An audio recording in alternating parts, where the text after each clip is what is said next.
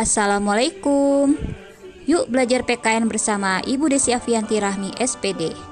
Sudah siap belajar PKN hari ini? Pasti siap dong. Yuk kita mulai belajarnya.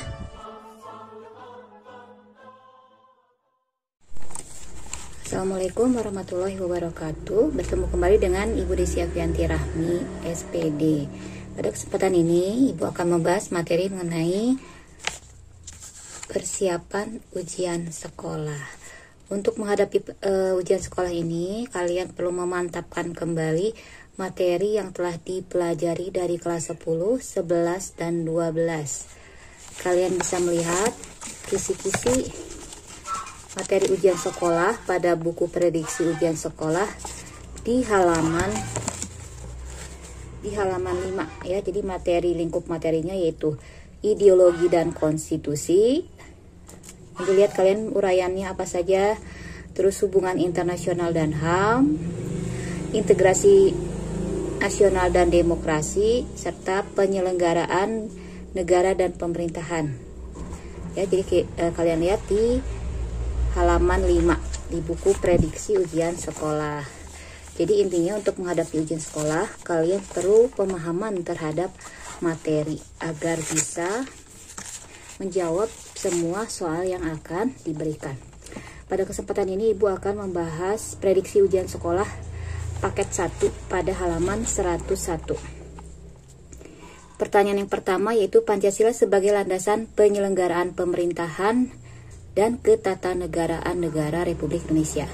Hal ini merupakan fungsi dan kedudukan Pancasila sebagai. Jadi nomor 1 ini pertanyaannya mengenai fungsi dan kedudukan Pancasila. Ada 10 fungsi dan kedudukan Pancasila, yaitu sebagai dasar negara, pandangan hidup, jiwa bangsa, kepribadian bangsa Indonesia, ideologi, perjanjian luhur, sumber dari segala sumber hukum, cita-cita dan tujuan Indonesia, falsafah hidup bangsa. Jadi kalau kita lihat dari pilihan dari A, B, C, D, E ini yang merupakan fungsi Pancasila, yaitu yang dasar negara dan perjanjian luhur bangsa. Pertanyaannya yang ditanyakan di sini adalah fungsi Pancasila sebagai landasan penyelenggaraan pemerintahan dan ketatanegaraan negara. Jadi jawaban yang betul adalah yang B, Pancasila sebagai dasar negara.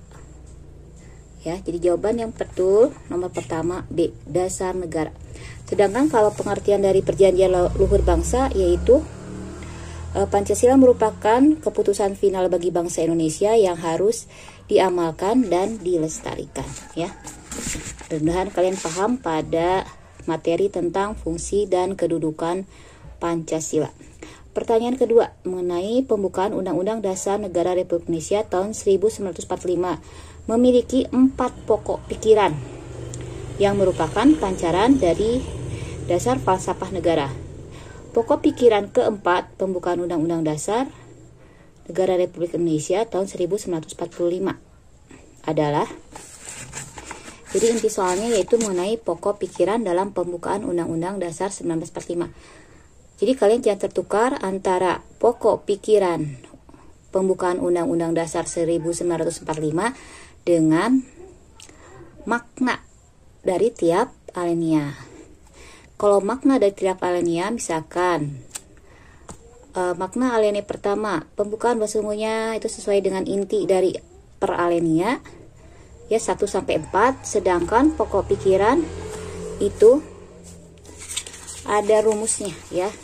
Jadi pokok pikiran pertama itu sila ketiga, pokok pikiran kedua itu sila kelima, pokok pikiran ketiga sila keempat, pokok pikiran keempat sila pertama didasari oleh sila kedua ya. Jadi kalau dihafalkan caranya mi, sol, fa, do, re.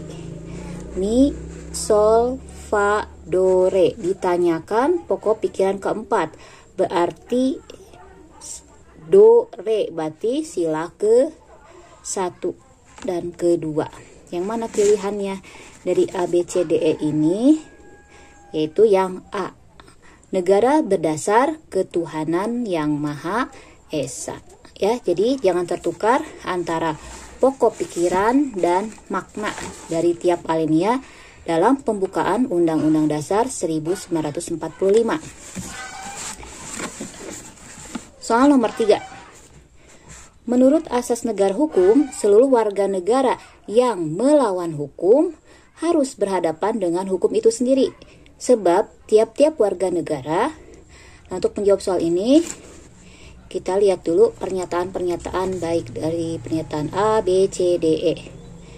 Pernyataan yang A, mendapat perlindungan hukum. B, mempunyai hak dan kewajiban yang harus dipenuhi. C, wajib taat dan patuh terhadap hukum. D, bersamaan kedudukannya dalam hukum dan pemerintahan. E, wajib menjunjung tinggi hukum dan pemerintahan. Kita kembali ke soal lagi. Di situ bahwa seluruh warga negara yang melawan hukum harus berhadapan dengan hukum itu sendiri. Mengenai hukum, apa kewajiban warga negara? Kewajiban warga negara itu harus taat atau patuh terhadap hukum.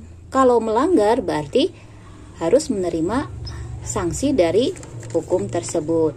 Jadi jawaban yang tepat adalah yang C. Setiap warga negara itu wajib taat dan patuh terhadap hukum. Yang nomor 4. Undang-Undang Dasar Negara Republik Indonesia tahun 1945 menjamin warga negara untuk mendapatkan hak-hak warga negara. Pasal 29 ayat 2. Undang-Undang Dasar 1945 mengatur jaminan negara terhadap apa? Berarti kalian harus buka aplikasi pasal. Jadi pasal-pasal mengenai HAM dari pasal 27 sampai 34 kalian harus paham inti dari pasal itu mengatur tentang apa. Pasal 29 ini adalah mengatur tentang kebebasan beragama. Ya, kita lihat pilihannya. Mana ia mengatur tentang kebebasan beragama. Jadi kalian harus baca dulu pernyataan A, B, C, D, E-nya ya. Pasal 29 ayat 2 itu mengatur tentang kebebasan beragama, ada di E ya. Kebebasan warga negara untuk memeluk dan menjalankan ajaran agama. Jadi jawaban yang betul nomor 4 adalah E, kebebasan warga negara untuk memeluk dan menjalankan ajaran agama. Jadi materi mengenai pasal-pasal, kalian lihat aplikasi pasal dan lihat apa sih inti pasal yang diatur, terutama dari pasal 27 sampai pasal 34 Undang-Undang Dasar 1945. Nomor 5, Undang-Undang Dasar Negara Republik Indonesia tahun 1945 terdiri atas pasal-pasal yang mengatur kehidupan penyelenggaraan negara. Wilayah negara Indonesia diatur dalam Undang-Undang Dasar Negara Republik Indonesia pasal berapa? Ya. Kalian buka aplikasi pasalnya. Kalau tadi pasal 29 ayat 2 itu mengenai kebebasan beragama, pasal 30 ayat 2 itu mengenai pertahanan keamanan, pasal 27 ayat 1 mengenai persamaan kedudukan dalam hukum pemerintahan, pasal 26 itu mengenai status kewarganegaraan. Nah, pasal 25A itu mengatur tentang wilayah negara. Kalian lihat bunyi pasal 25A itu apa ya. Jadi jawaban nomor 5 mengenai wilayah Indonesia diatur dalam pasal 25A. Yang nomor 6. Nomor 6 juga mengenai pasal, yaitu pasal 26 ayat 1. Tadi sudah Ibu bahas bahwa pasal 26 ayat 1 itu mengenai status kewarganegaraan. Bunyi lengkapnya terdapat pada pilihan yang D. Orang-orang bangsa warga negara Indonesia adalah orang-orang bangsa Indonesia asli dan orang-orang bangsa lain yang ditetapkan oleh undang-undang sebagai warga negara. Ya, jadi mulai pasal-pasal harus tahu intinya. Kita beralih ke nomor 7. Setiap warga negara Indonesia berhak mendapat status kewarganegaraan yang diatur dengan undang-undang.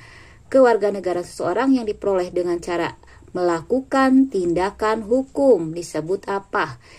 Pilihan A, B, C, D, E ini ada konsep-konsep ya. Jadi kalian harus Tahu dulu arti dari konsep ini.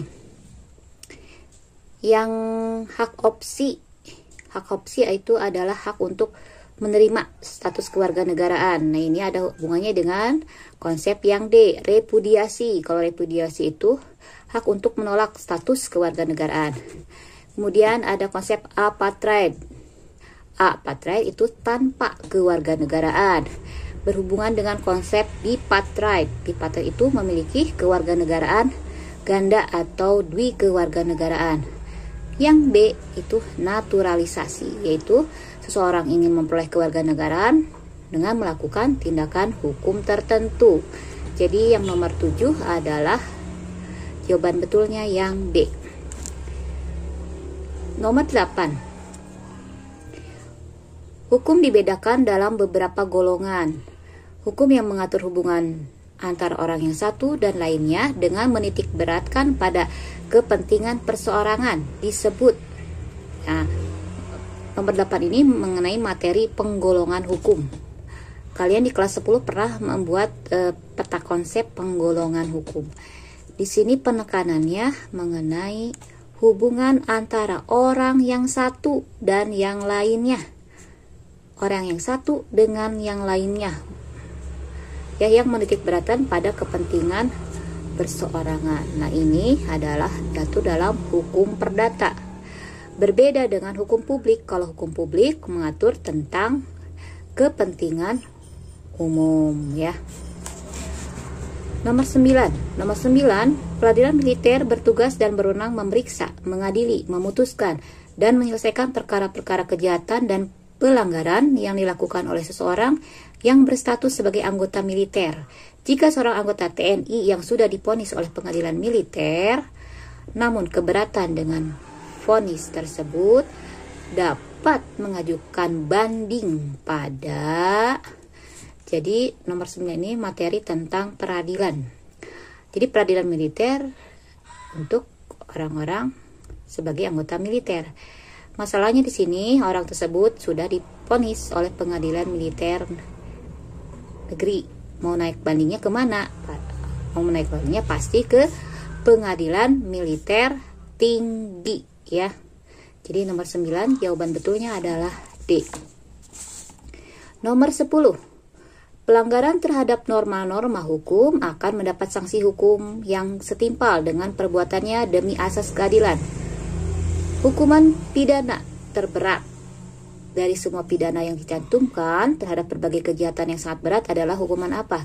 Kalian harus mengingat kembali mengenai hukuman pokok. Hukuman pokok adalah hukuman mati, hukuman penjara, hukuman kurungan, dan denda. Ditambah ada juga kalian mengenal istilah hukuman tambahan, ya, dicabut hak-hak tertentu. Di sini yang paling berat yang ditakuti oleh para pelanggar hukum pasti adalah hukuman mati. Soal nomor 11. Salah satu langkah yang ditempuh bangsa Indonesia untuk mewujudkan tujuan negara dalam lingkup internasional dengan bergabung dalam organisasi internasional. Organisasi internasional diakui keberadaannya sebagai subjek hukum internasional. Karena apa, ya? Jadi materi nomor 11 ini mengenai subjek hukum internasional. Apa saja sih yang merupakan subjek hukum internasional? Kalian bisa mengingat kembali materi ini. Subjek hukum internasional yang utama adalah negara. Ya, kemudian berkembang lagi. Selain negara itu adalah negara, kemudian tahta suci atau Vatikan, Palang Merah Internasional, organisasi internasional, orang perorangan atau individu, pemberontak, dan pihak yang bersengketa.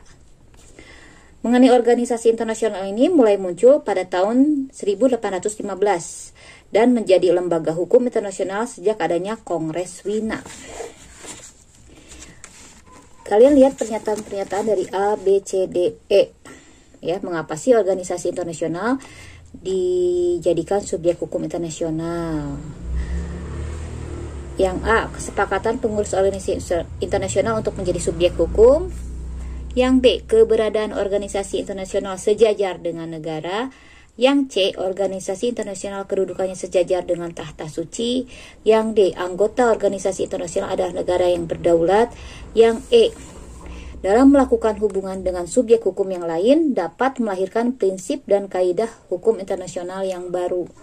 Dari pernyataan ABCDE ini, mana yang paling tepat? Yang menjadikan alasan organisasi internasional yang beranggotakan negara-negara di dunia diakui keberadaannya sebagai subjek hukum internasional. Yang tepat adalah yang E, ya, karena dalam melakukan hubungan dengan subjek hukum yang lain, misalkan ASEAN dengan Indonesia dapat melahirkan prinsip dan kaidah hukum internasional yang baru. Jadi nomor 11 jawaban yang tepat yaitu E. Nomor 12. Perhatikan pernyataan berikut. Yang pertama, negara yang merdeka. Yang kedua, negara yang cinta perdamaian. Yang ketiga, negara yang maju. Yang keempat, bersedia memenuhi kewajiban sebagai anggota PBB. Yang kelima, mendapat persetujuan dari Dewan Keamanan PBB dan Majelis Umum PBB. Berdasarkan pernyataan di atas, syarat-syarat untuk diterima menjadi anggota PBB ditujukan pada nomor berapa? Jadi syarat-syarat menjadi anggota PBB yaitu negara yang merdeka, berarti poin 1. Negara yang mencintai perdamaian, poin 2. Bersedia memenuhi kewajiban sebagai anggota PBB, poin 4. Ya. Yang berikutnya mendapat persetujuan dari Dewan Keamanan PBB dan disetujui oleh Majelis Umum PBB. Berarti jawaban yang betul adalah tadi syarat anggota PBB, negara yang merdeka, negara yang cinta damai, mendapat persetujuan dari Dewan Keamanan PBB, dan bersedia memenuhi kewajiban-kewajiban sebagai anggota PBB. Jadi pernyataan 1, 2, 4, dan 5. Nomor 12 jawaban tepat adalah C. Nomor 13. Negara Indonesia merupakan negara yang memiliki beragam agama dan kepercayaan. Pemerintah Indonesia mengakui agama dan kepercayaan sesuai keyakinan masing-masing. Sebagai warga negara Indonesia yang baik, kita harus, untuk menjawab ini, kita lihat dulu pernyataan dari A, B, C, D, E. Apa yang dilakukan sebagai warga negara yang baik? A. Menyebar kebencian tanpa alasan jelas. B. Menjaga hubungan dan toleransi antar umat beragama. C. Membangun permusuhan antar pemeluk agama di lingkungan sekitar. D. Saling mencurigai antar warga negara yang berbeda agama. E. Membiasakan diri bersikap intoleransi atau tidak bertoleransi ya dalam kehidupan sehari-hari. Jawaban yang tepat yaitu sebagai warga negara yang baik agar keberagaman agama dan kepercayaan Indonesia itu dijaga. Pasti jawaban yang tepat adalah yang B. Harus menjaga hubungan dan toleransi antar umat beragama. Nomor 13 yang tepat yaitu B. Nomor 10. Nomor 14. Politik luar negeri merupakan bagian dari kebijakan nasional. Tujuan politik luar negeri Indonesia adalah, jadi Indonesia melakukan politik luar negeri yang bebas aktif itu tujuannya apa? Tujuannya adalah yang A ya, untuk memenuhi kepentingan nasional. Yang nomor 15, mengakui adanya keberagaman suku, agama, ras, adat istiadat antar golongan, budaya, dan gender dalam masyarakat Indonesia merupakan makna HAM sesuai nilai dasar Pancasila sila keberapa? Mengakui adanya keberagaman suku, agama, ras, adat istiadat, berarti berhubungan dengan sila ketiga Pancasila yaitu Persatuan Indonesia. Nomor 16. Setiap warga negara mempunyai persamaan hak ekonomi. Hal ini diatur dalam Undang-Undang Dasar Negara Indonesia tahun 1945 pasal berapa? Jadi kita harus tahu dulu inti dari pasal-pasal. Tadi pasal 30 mengenai pertahanan dan keamanan, pasal 31 mengenai pendidikan, pasal 32 mengenai kebudayaan, pasal 33 mengenai ekonomi, pasal 34 mengenai kesejahteraan ya, fakir miskin, anak-anak telantar dipelihara oleh negara. Jadi jawaban yang tepat mengenai hak ekonomi ada di pernyataan yang di pasal 33 ayat 1. Nomor 17. Kasus pelanggaran HAM masih sering terjadi di Indonesia meskipun telah dibentuk berbagai peraturan dan lembaga penegak HAM. Kendala yang sering dihadapi dalam mengungkap kasus pelanggaran HAM adalah, jadi di sini ada kasus pelanggaran HAM. Namun kendala yang dihadapi dalam mengungkapkannya itu apa? Mengungkapkan suatu kasus, kendalanya apa yang dihadapi? Apakah A. rendahnya sanksi terhadap pelaku, B. lemahnya penegak hukum, C. korban tidak berani melapor, D. tidak adanya perangkat hukum, E. tidak adanya peraturan perundang-undangan. Mana jawaban yang tepat yang merupakan kendala yang dihadapi dalam mengungkap suatu kasus? Jadi mengungkap kasusnya itu susah. Yaitu yang paling tepat adalah yang C. Korban tidak berani melapor. Ya, nomor 18. Perlindungan dan penegakan hukum dalam masyarakat bertujuan untuk menjamin keadilan dan kedamaian. Upaya mewujudkan keadilan dan kedamaian dalam masyarakat menurut Undang-Undang Dasar Negara Republik Indonesia tahun 1945 merupakan apakah hak warga negara, apa kewajiban warga negara, tanggung jawab warga negara, hak dan kewajiban warga negara, atau hak dan tanggung jawab warga negara? Jawaban yang tepat yaitu bahwa mewujudkan keadilan dan kedamaian merupakan hak dan kewajiban warga negara. Jadi nomor 18 jawaban yang tepat adalah D. Nomor 19. Sejak mencapai kemerdekaan, bangsa Indonesia berkomitmen untuk ikut dalam ketertiban dan perdamaian dunia dengan politik luar negeri yang bebas aktif. Peran politik luar negeri Indonesia dalam tercetusnya GNB adalah apa peran politik luar negeri Indonesia dalam mencetus GNB?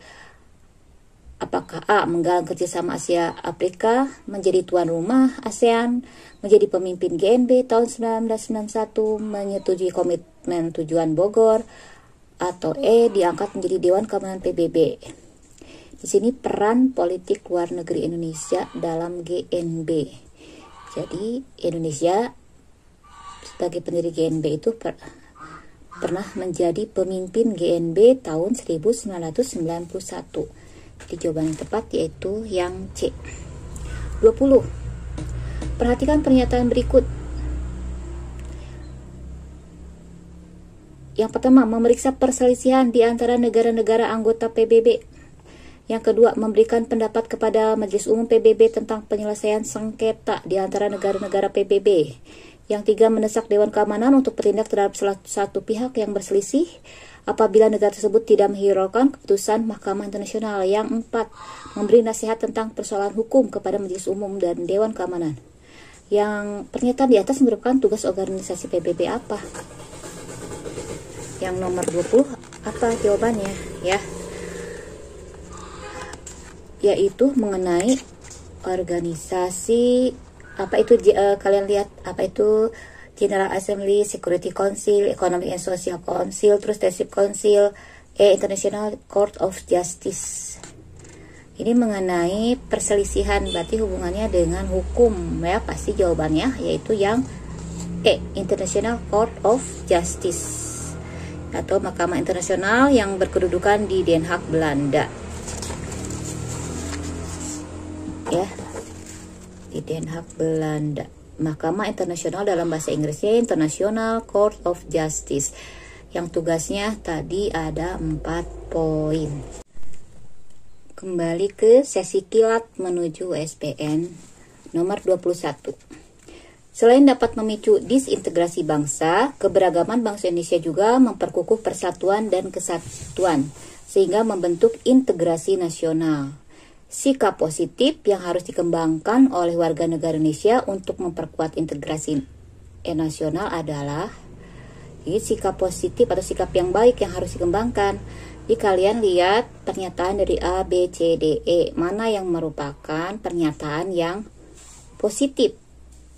Ya. Yang A, meningkatkan nilai toleransi antar sesama, ini pernyataan positif. Yang B, menolak nilai-nilai budaya yang dianggap tidak modern, ini pernyataan negatif. C, mencari keuntungan bersama dengan menghasilkan segala cara. Segala cara ini merupakan pernyataan negatif. Memprovokasi agar jadi kerukunan dan kedamaian hidup, ini kata memprovokasi kurang baik. Yang E, membiasakan bersikap memberontak apabila tidak sesuai keinginan diri sendiri, ini merupakan pernyataan yang negatif. Jadi pernyataan yang positif terdapat pada pernyataan yang A. Jadi untuk sikap positif yang baik yaitu meningkatkan nilai toleransi antar sesama agar memperkuat integrasi nasional. Jadi nomor 21 jawaban yang tepatnya yaitu A. Nomor 22. Masih besarnya ketimpangan serta ketidakmerataan pembangunan dan hasil-hasil pembangunan menimbulkan berbagai rasa tidak puas dan keputusasaan masalah sara, suku, agama, ras, dan antar golongan, gerakan separatisme dan kedaerahan, serta demonstrasi dan unjuk rasa. Hal tersebut merupakan faktor A. Apakah pendorong integrasi nasional? B. Menghambat integrasi nasional. C. Penyebab disintegrasi nasional. D. Mendukung integrasi nasional. Yang E. Penyebab integrasi nasional. Jadi adanya ketidakmerataan, rasa tidak puas dan keputusasaan, masalah sara, gerakan separatisme, aksi demonstrasi dan unjuk rasa ini merupakan faktor penghambat integrasi nasional. Jadi pernyataan B yang tepat. Nomor 23, ancaman non-militer adalah ancaman yang tidak menggunakan kekuatan senjata, tetapi dapat membahayakan kedaulatan negara dan keselamatan segenap bangsa jika dibiarkan. Adanya disinformasi, propaganda, dan berbagai keluhan kebudayaan yang dapat mempengaruhi kebudayaan luar bangsa Indonesia merupakan ancaman terhadap negara. Berdimensi apa? Pilihannya ideologi, B. politik, C. ekonomi, sosial budaya, pertahanan dan keamanan. Di situ adanya disinformasi, propaganda, dan berbagai kegiatan kebudayaan yang dapat mempengaruhi kebudayaan luhur bangsa Indonesia. Jadi ini jelas dimensi D. sosial budaya. Jadi jawaban nomor 23 yaitu D. sosial budaya. Soal nomor 24. Integrasi memerlukan pembudayaan dan konsensus sosial politik antar suku bangsa yang ada. Integrasi bangsa harus betul-betul diwujudkan karena merupakan keinginan banyak pihak agar tercipta keserasian dan ketertiban. Dalam proses integrasi nasional, hambatan yang harus dihadapi oleh bangsa Indonesia dalam kaitannya dengan dunia luar adalah, jadi inti dari soal ini adalah hambatan apa yang dihadapi bangsa Indonesia dalam kaitannya dengan integrasi yang hubungannya dengan dunia luar. Apakah westernisasi, globalisasi, politik luar negeri bebas aktif, perdagangan internasional, atau krisis ekonomi dunia? Jadi kita cari pernyataan yang berdampak, pernyataan negatif, yaitu A, yaitu westernisasi atau gaya hidup kebarat-baratan. Ya, jadi gaya hidup kebarat-baratan dapat menghambat integrasi nasional karena hambatan tersebut berasal dari luar, yaitu dari barat. 25.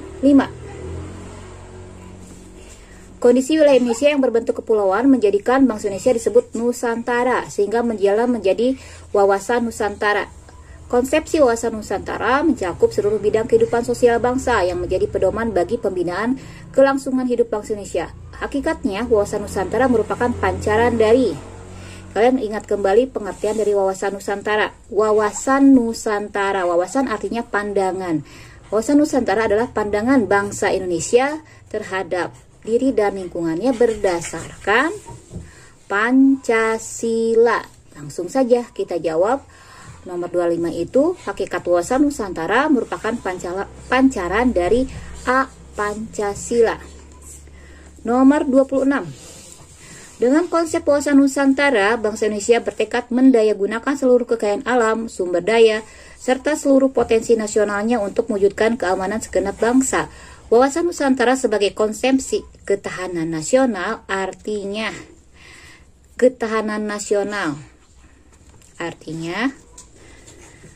kalau yang A berfungsi dalam pembatasan negara agar tidak terjadi sengketa dengan negara tetangga, yang B mempunyai cakupan kesatuan politik, kesatuan ekonomi, kesatuan sosial dan ekonomi, kesatuan sosial dan politik.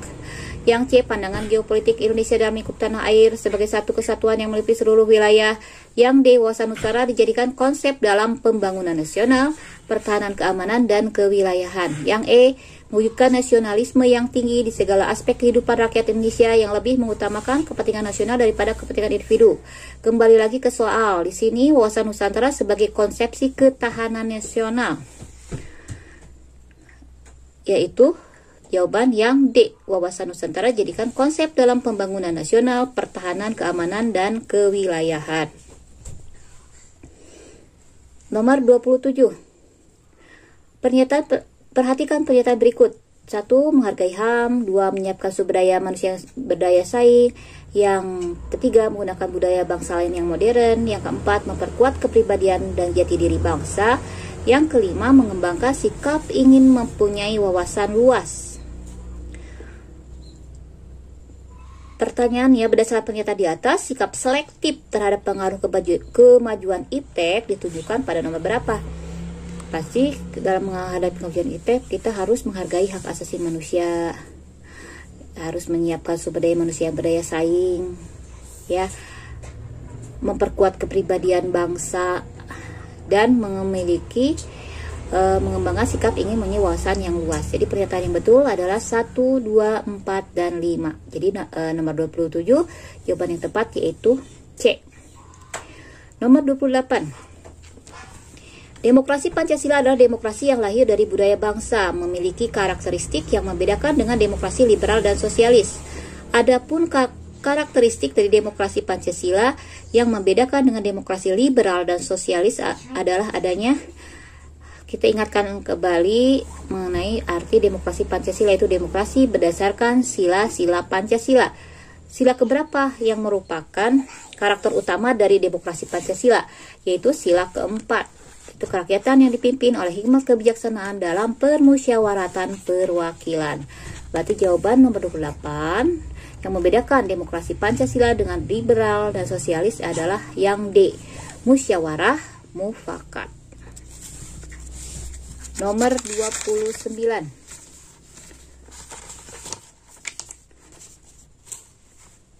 Sejak proklamasi kemerdekaan tanggal 17 Agustus 1945, Indonesia berdiri sebagai negara merdeka dan berdaulat, sekaligus menyatakan kepada dunia internasional atas berdirinya Negara Kesatuan Republik Indonesia (NKRI).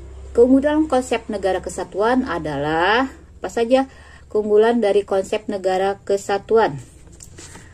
Yang pertama yaitu semua urusan dikendalikan pusat sehingga diharapkan bisa terjadi pemerataan di berbagai bidang di seluruh wilayah Indonesia. Yang kedua, kepemimpinan pusat dan daerah dalam satu komando sehingga koordinasi lebih mudah.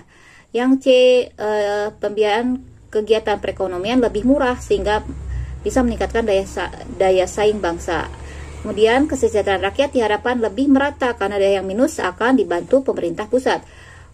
Korupsi lebih dikendalikan karena daerah tidak bersifat otonom. Yang berikutnya, konflik masyarakat karena pemilihan pejabat bisa diminimalkan. Jadi yang mana yang merupakan keunggulan konsep negara kesatuan? Tadi sudah dijelaskan diantaranya bahwa keunggulan dari negara kesatuan adalah kepemimpinan pusat dan daerah dalam satu komando sehingga koordinasi lebih mudah.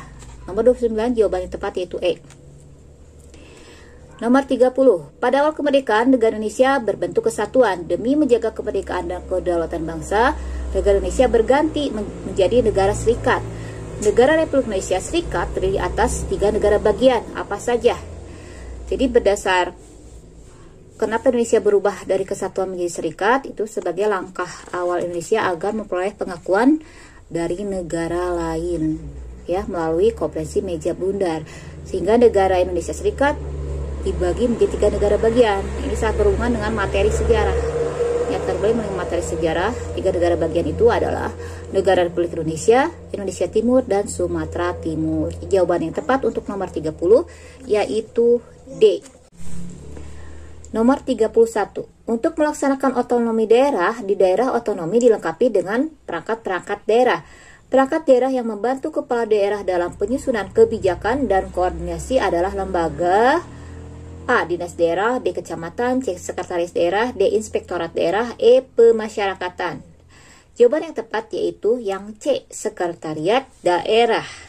Penjelasannya yaitu Sekretariat DPRD dipimpin oleh Sekretaris DPRD. Sekretariat DPRD dalam melaksanakan tugasnya secara teknis operasional bertanggung jawab kepada pimpinan DPRD dan secara administratif bertanggung jawab kepada kepala daerah melalui sekretaris daerah. Ya, 31 jawaban yang tepat yaitu C.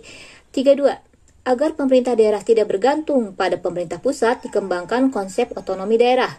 Untuk mewujudkan tujuan otonomi daerah, faktor penting yang perlu diperhatikan adalah apakah A. kepentingan politik, B. pendapatan daerah per tahun, C. keuntungan yang diperoleh pemerintah pusat, D. kesepakatan antara pemerintah pusat dan daerah, E. manajemen organisasi atau birokrasi yang ditata secara efektif dan efisien. Di faktor penting agar tujuan pemerintah otonomi daerah tercapai yaitu yang E. Itu manajemen organisasi atau birokrasi yang ditata secara efektif dan efisien. Nomor 33. Pemerintah daerah adalah kepala daerah sebagai unsur penyelenggara pemerintahan daerah yang memimpin pelaksanaan urusan pemerintahan yang menjadi kewenangan daerah otonom. Menurut pasal 18 4 Undang-Undang Dasar Negara Republik Indonesia tahun 1945, kepala pemerintah daerah provinsi, kabupaten, dan kota dipilih. Kita lihat bunyi pasal 18 ayat 4. Pasal 18 ayat 4 yaitu gubernur, bupati, dan wali kota masing-masing sebagai kepala pemerintah daerah provinsi, kabupaten, dan kota dipilih secara demokratis. Jadi jawaban yang tepat yaitu yang B. 34. Presiden dapat memberikan pengampunan atau penghapusan hukuman. Jadi di penekanannya di sini pengampunan atau penghapusan hukuman pada seseorang atau sekelompok orang yang telah melakukan tindak pidana atas pertimbangan DPR.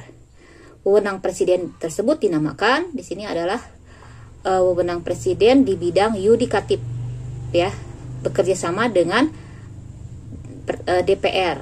Di sini penekanannya yaitu pengampunan atau penghapusan hukuman. Kita harus tahu dulu istilah-istilah yang ada. Apa itu grasi, abolisi, amnesti, rehabilitasi, prerogatif. Grasi adalah pengampunan berupa perubahan peringanan. Abolisi, penghapusan proses hukum. Amnesti, pengampunan atau penghapusan hukuman.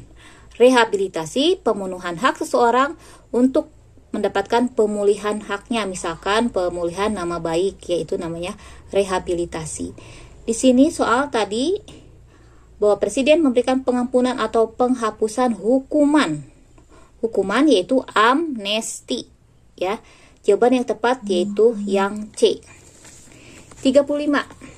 Peristiwa G30 SPKI yang terjadi pada tanggal 30 September 1965 merupakan peristiwa yang tidak pernah dilupakan bangsa Indonesia.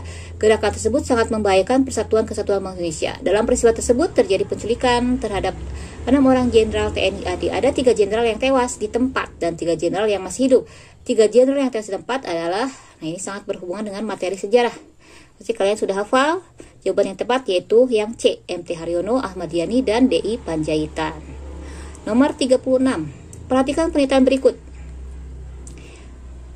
Ancaman terhadap satu pulau atau satu daerah pada hakikatnya adalah ancaman terhadap seluruh bangsa dan negara.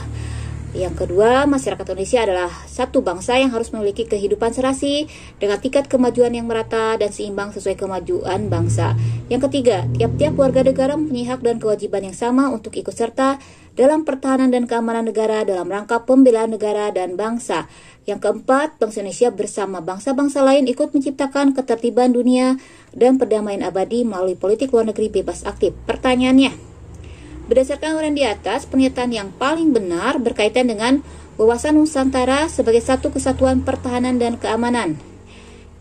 Kalian ingat lagi materi di kelas 10 mengenai wawasan Nusantara sebagai satu kesatuan pertahanan dan keamanan, yaitu bahwa ancaman terhadap satu pulau atau satu daerah adalah ancaman terhadap seluruh bangsa dan negara. Yang kedua, tiap-tiap warga negara mempunyai hak dan kewajiban yang sama untuk ikut serta dalam pertahanan dan keamanan negara dalam rangka pembelaan negara dan bangsa. Dilihat dari pernyataan tersebut, poin berapa? Yaitu nomor 1 dan nomor 3, ya, bahwa kawasan Nusantara sebagai satu kesatuan pertahanan, yaitu ancaman terhadap suatu pulau merupakan ancaman bagi seluruh rakyat Indonesia, dan tiap-tiap warga negara mempunyai hak dan kewajiban yang sama untuk ikut serta dalam pertahanan dan keamanan negara, yaitu 1 dan 3. Berarti jawaban yang tepat nomor 36, yaitu A. Nomor 37. Perhatikan pernyataan berikut. Yang pertama, pengakuan adanya martabat manusia. Yang kedua, keyakinan tentang adanya humanis. Yang ketiga, kesadaran untuk menciptakan persatuan bangsa. Yang keempat, kesetiaan terhadap nilai-nilai demokrasi. Yang kelima, mewujudkan karakter manusia yang beradab. Yang keenam, adanya penghargaan terhadap harkat dan martabat manusia. Berdasarkan pernyataan di atas, inti nilai kemanusiaan dalam sila Pancasila ditunjukkan pada nomor sila kedua. Sila kedua, kemanusiaan yang adil dan beradab, berarti pengakuan adanya martabat manusia, keyakinan tentang humanis, kemudian mewujudkan karakter manusia yang beradab, dan adanya penghargaan terhadap harkat dan martabat manusia. Jadi poin 1, 2, 5, dan 6. Jawaban yang tepat untuk nomor 37 yaitu C. Nomor 38. Mahkamah Agung merupakan pemegang kekuasaan kehakiman bersama Mahkamah Konstitusi, membawahi badan peradilan dalam lingkungan peradilan umum, lingkungan peradilan agama, lingkungan peradilan militer, dan lingkungan peradilan tata usaha negara. Keberadaan Mahkamah Konstitusi dipandang sangat penting untuk menjalankan fungsi peradilan, yaitu yang nomor 38 ini kita harus lihat pasal 24C ayat 1 tentang wewenang Mahkamah Konstitusi. Wewenang Mahkamah Konstitusi yaitu yang pertama, menguji undang-undang terhadap undang-undang dasar. Yang kedua, memutuskan sengketa kewenangan antar lembaga negara. Yang ketiga, memutus pembubaran partai. Yang keempat, memutuskan perselisihan tentang hasil pemilu. Yang kelima, memutuskan dugaan DPR bahwa presiden dan wakil presiden melakukan pelanggaran hukum. Dan memutuskan pendapat DPR bahwa presiden dan atau wakil presiden tidak memenuhi syarat sebagai presiden dan atau wakil presiden. Jadi jawaban yang tepat adalah di sini mengenai peradilan, yang hubungan dengan peradilan, yaitu yang E, judicial review, sengketa kewenangan antar lembaga negara, pembubaran parpol, dan memutuskan perselisihan hasil pemilu. Nomor 39. Indonesia adalah negara kepulauan yang memiliki keberagaman masyarakat, baik dalam sumber daya alam maupun budaya. Salah satu semboyan Indonesia yang mencerminkan keberagaman budaya adalah Bhinneka Tunggal Ika, yang kedudukannya memiliki peran penting dalam memperkukuh NKRI. Contoh sikap dalam mewujudkan kedudukan Bhinneka Tunggal Ika sebagai semboyan bangsa adalah A. Mengikuti jalur musyawarah sesuai penilaian pribadi. Ini penilaian pribadi berarti menjadi negatif pernyataannya ya. Yang B. Membiarkan tiap kelompok mengeluarkan semua pendapatnya. Kurang tepat juga. Yang C. Mengikuti pembelajaran nasional dengan semangat kebangsaan. Pernyataan yang bagus. Yang D. Bersikap acuh terhadap segala persoalan yang timbul. Pernyataan yang kurang bagus. Yang E. Meyakinkan teman-teman untuk saling mempertahankan pendapat. Nah, ini pernyataan yang kurang bagus ya, karena di situ ada kata saling mempertahankan pendapat. Jadi sikap yang baik agar kedudukan Bhinneka Tunggal Ika itu terwujud, yaitu yang C, mengikuti pembelajaran nasional dengan semangat kebangsaan. Nomor 40. Dalam rangka mengatasi permasalahan kemacetan di DKI Jakarta, pemerintah daerah Provinsi DKI Jakarta melalui Dinas Perhubungan membuat kebijakan aturan nomor genap ganjil untuk mobil yang melewati jalan tertentu di DKI Jakarta. Kebijakan pemerintah daerah DKI sebagai perwujudan otonomi daerah, yaitu yang E, mengatasi permasalahan yang sangat mendesak. Pemerintah tidak perlu menunggu instruksi dari pemerintah pusat. Air peta pusaka. Agar lebih paham, pelajari kembali materinya. Tetap semangat belajar PKN-nya ya. Karena sejatinya belajar PKN bela negara. Tunggu materi selanjutnya.